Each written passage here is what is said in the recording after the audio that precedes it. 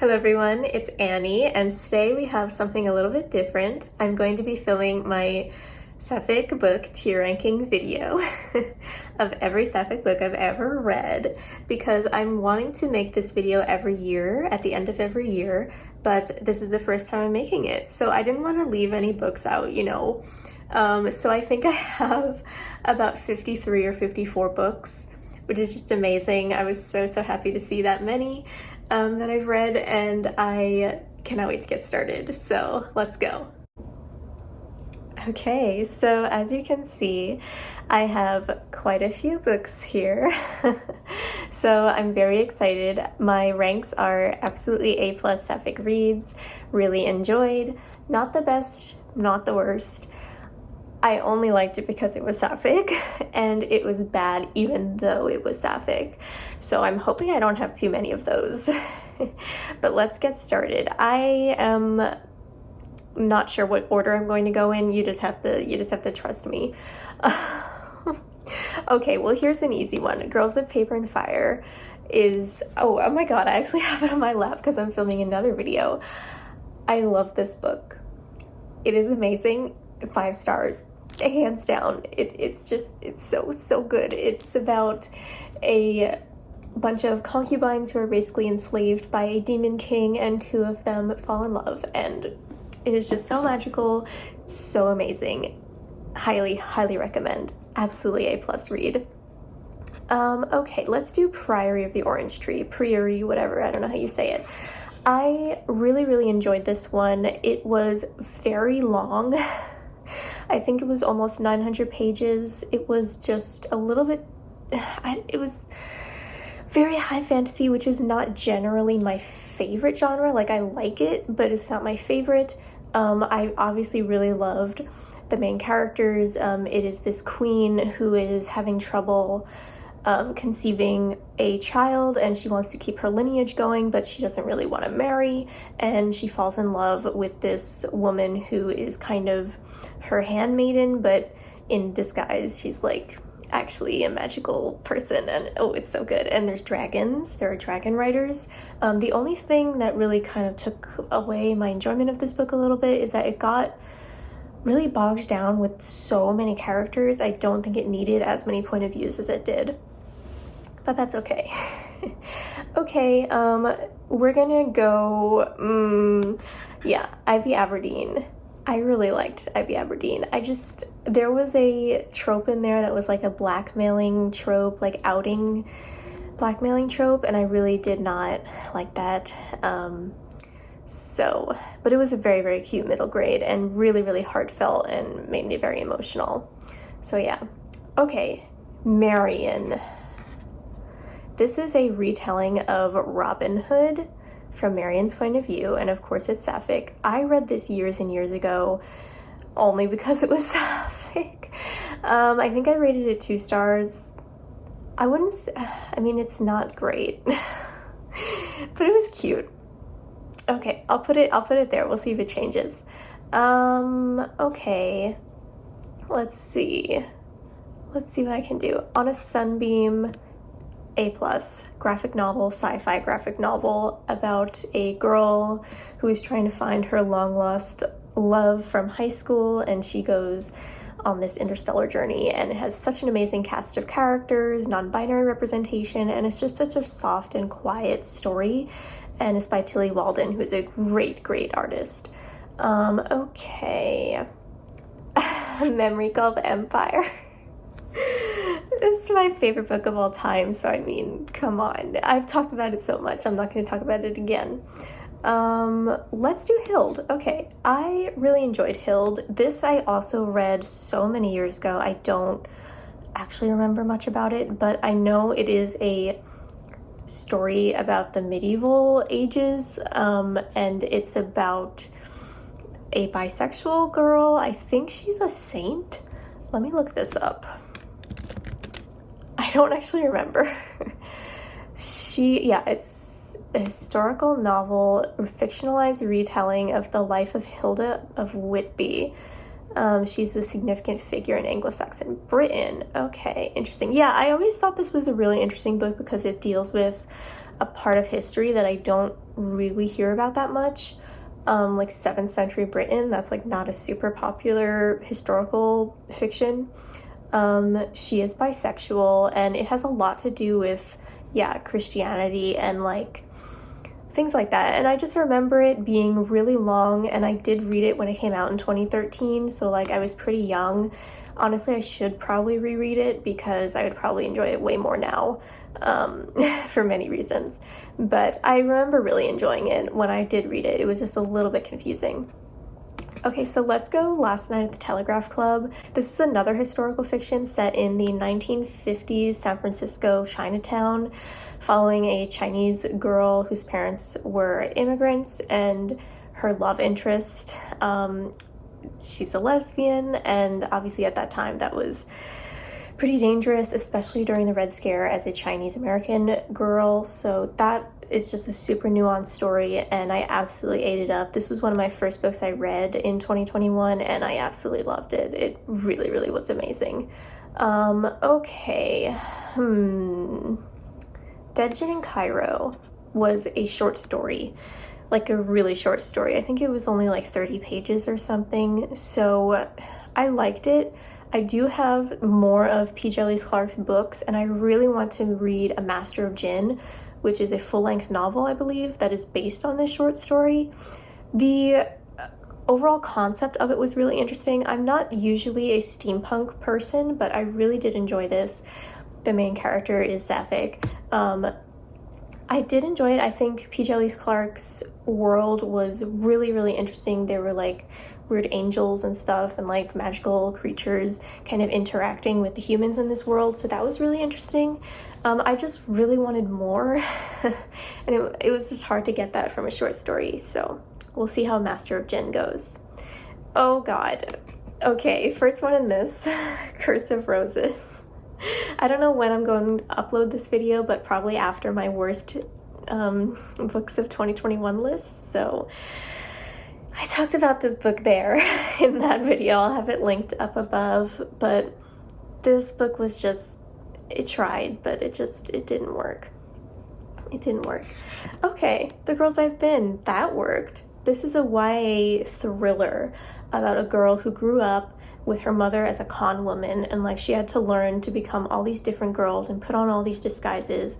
And this is her story after she ran away from her abusive situation, and it is just so fast-paced and so good. I devoured this book so much. You need to read it. Okay, The Midnight Lie. I know this is really popular, but I didn't like it. I'm sorry. I really wanted to. I wanted to like it so badly, but it just felt very stale. I don't know. The plot twist at the end was really obvious to me, like the whole time. It was not a twist at all, and I didn't like the love interest and their whole dynamic. I'm really over that kind of really overly flirtatious love interest. I'm over that. I totally understand why people love this book so much, and I really do think, like, I think I gave it 3 stars or like 2.75 or something, so I liked it, but only because it was Sapphic. If this was a straight book, I would not have liked it at all. So there you go. The Weight of Our Stars. The Weight of the Stars. This is a YA contemporary sci-fi about a girl whose mother went missing on a space program or something like that. And she moves to this town, and she meets a girl who is in kind of a really terrible family situation, and it was just really not my thing. I thought it was going to be. I liked the little romance in it, but I thought that there were some things to do with the other casts of characters that I really did not enjoy, and it was just not super believable because it was YA and like these teenagers were doing all these things that just weren't believable. I don't know. I wish I liked it more. I'm sorry. Okay. Sawkill Girls, same. I just feel so bad about this. I really wanted to like this. It's such an ultimate spooky sapphic read. I really wanted to love this book. I did like it. I absolutely loved the three main characters, who are the Sawkill girls, on this island called Sawkill where girls keep going missing. And there were a couple things I didn't love about this book, including a weird plotline about a cult that just came out of nowhere and really did not fit in the story. But I absolutely adored the main romance so much. And there's also a sexual representation in this book, so that was awesome.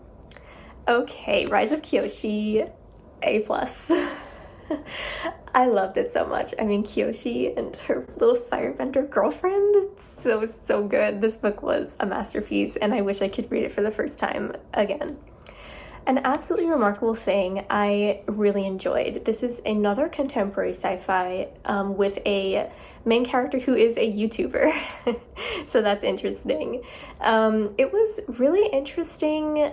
The main character was unlikable, but like it made sense, and I feel like that's a lot of people's main complaint about the book, but it wouldn't have worked if she was likable. So I think it was a really good decision on Hank Green's part to make her so unlikable and have her have that character growth. And also the sci-fi element of it was super intriguing. Like, it was just a mystery the whole time about these huge gigantic robots that come, and like they're totally silent, they don't know what's going on, and there's like all these clues that they have to follow. It's so good, really, really good. I still have to read the second one. Okay, Stars in the Blackness Between Them. Amazing, one of my favorite books I read this year. I love this. It's about a girl from Trinidad who is found with her girlfriend and is sent to live with her father in America as punishment. And while living there, she meets another girl. And it is a absolutely beautiful tearjerker, absolutely wonderful. Please read it. Okay, well, I'm not going to do Harrow the Ninth first. Okay, wait, don't get mad at me. Wait, I really enjoyed Gideon, but I totally understand why people love this. I liked it. Oh my god, I'm sorry. I really liked it, but just Gideon's tone was really jarring for me, and that is, it's just not the kind of really snarky, like weird tone that I enjoy. Like, this is a sci-fi, really dark sci-fi book, and like a locked room mystery, and the juxtaposition between the tone of Gideon's narration and the seriousness of the story just didn't work for me. But I did end up reading the sequel. Harrow the Ninth was one of the most amazing books I have ever read in my life. I could make a whole video talking about these two books and why they work so well together, and why I love Harrow as a character so much. This book was a fever dream, and it was glorious. So please read them both. They are so worth it. Okay, so while I'm on the sequel train, Desolation Called Peace, the sequel to A Memory Called Empire, as good, if not even better than the first one, which is like, yes, thank you, Arkady Martine, thank you, from the sci-fi gods. I loved this so much. It is so good.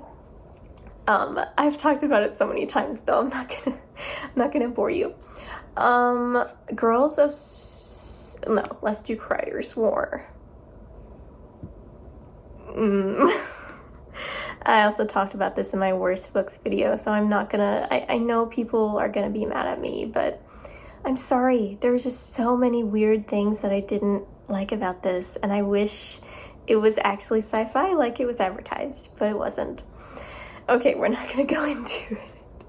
Falling in Love Montage I really enjoyed. This was a really cute rom-com, and it was really cute, and like it brought a lot of things to the table that I didn't expect. Like, there was a really serious subplot about Alzheimer's in there, which I didn't expect at all, and was really huge, very interesting part of the book.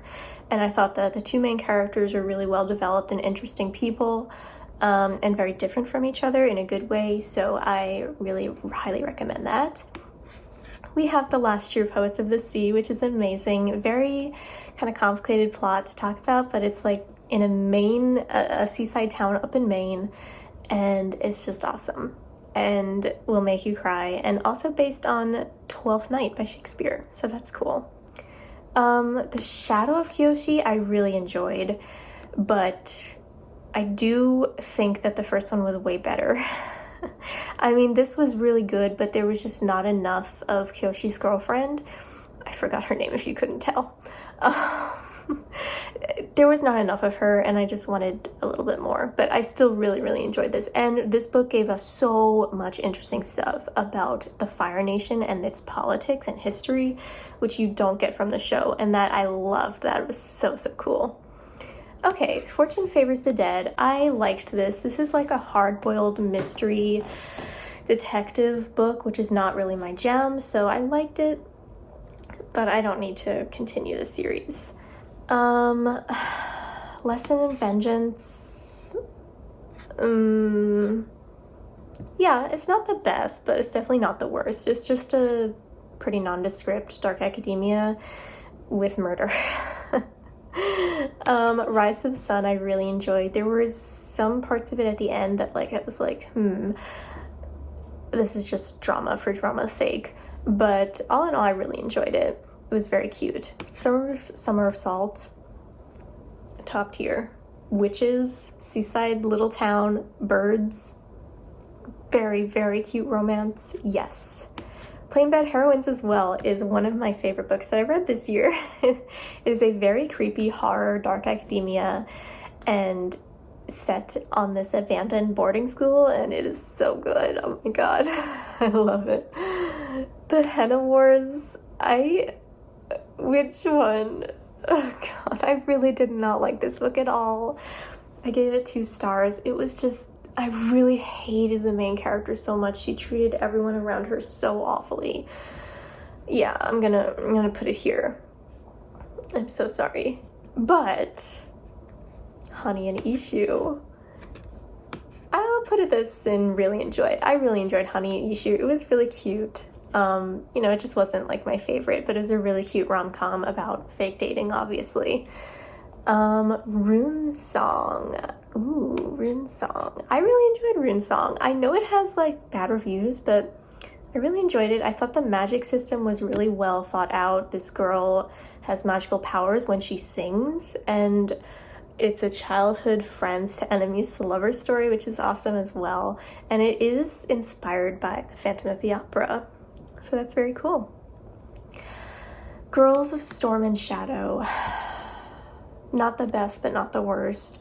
It was just, it suffered from middle book syndrome. This is the second book in this series. Yeah, it just kind of got boring after a while. There was a lot of traveling that like could have been skipped.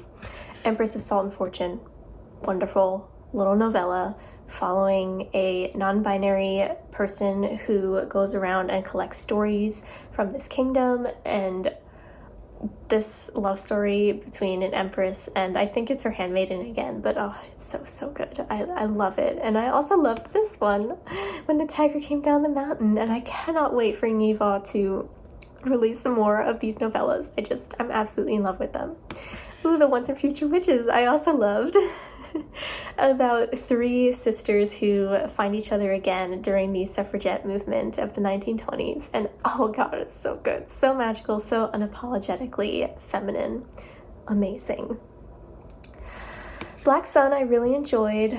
I think that I really liked some of the point of views more than others, and it was a little bit confusing at times, like I was kind of lost about what was happening, but I really did enjoy this book a lot. It is set in pre-Columbian Americas and has to like a lot of interesting fantasy stuff, and it was just really cool. And the first chapters like really soaks you in. I really remember that quite clearly. It's very, very good.